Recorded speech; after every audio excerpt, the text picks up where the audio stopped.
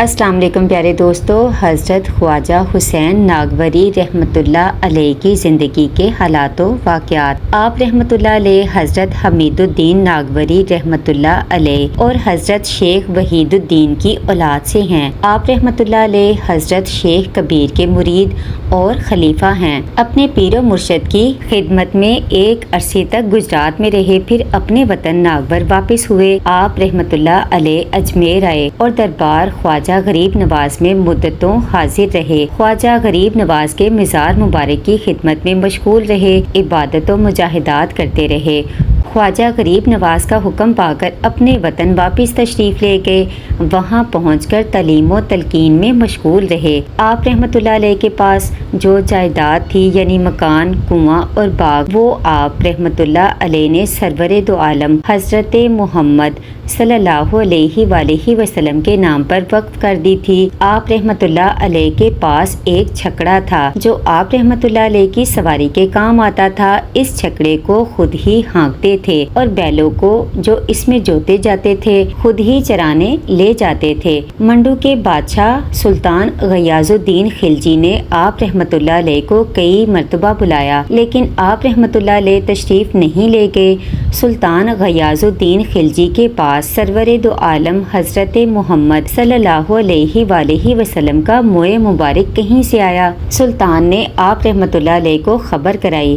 آپ رحمۃ اللہ علیہ منڈو تشریف لے گئے اور موئے مبارک کی زیارت سے مشرف ہوئے۔ کہا جاتا ہے کہ آپ رحمۃ اللہ علیہ کے دیکھتے ہی موئے مبارک آپ کے ہاتھ میں آ گیا۔ سلطان غیاث الدین خلجی نے آپ رحمۃ اللہ علیہ کی آمد اپنے لیے باعث خیر و برکت سمجھی۔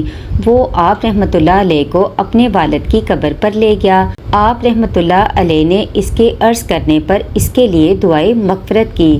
سلطان غیاث الدین خلجی نے آپ رحمۃ اللہ علیہ کو نذرانہ اور تحائف پیش کیے۔ آپ رحمۃ اللہ علیہ نے قبول کرنے سے انکار کر دیا۔ آپ رحمۃ اللہ علیہ کے لڑکے کے دل میں یہ خیال آیا کہ اگر نذرانہ اور تحائف قبول کر لیں تو کیا اچھا ہو۔ یہ بات آپ کو کشف سے معلوم ہوئی۔ آپ رحمۃ اللہ علیہ نے اپنے لڑکے سے مخاطب ہو کر فرمایا، یہ سانپ ہے، سانپ کو بھی کبھی کسی نے پالا ہے۔ آپ رحمۃ اللہ علیہ نے جب یہ دیکھا کہ صاحبزادے کی دلی خواہش ہے کہ نذرانہ قبول کیا جائے، تو آپ رحمۃ اللہ علیہ نے اپنے صاحبزادے کو تاکید فرمائی، اگر اس میں سے کچھ لے کر حضرت خواجہ بزرگ اور اپنے دادا کے روزہ کو بناؤ تو لے لو، کیونکہ اس باب میں اپنے پیر شیخ کبیر سے سنا ہے کہ تمہارے ہاتھ زر لگے گا جس کو تم اپنے مشائخ کے روزوں پر صرف کرو گے۔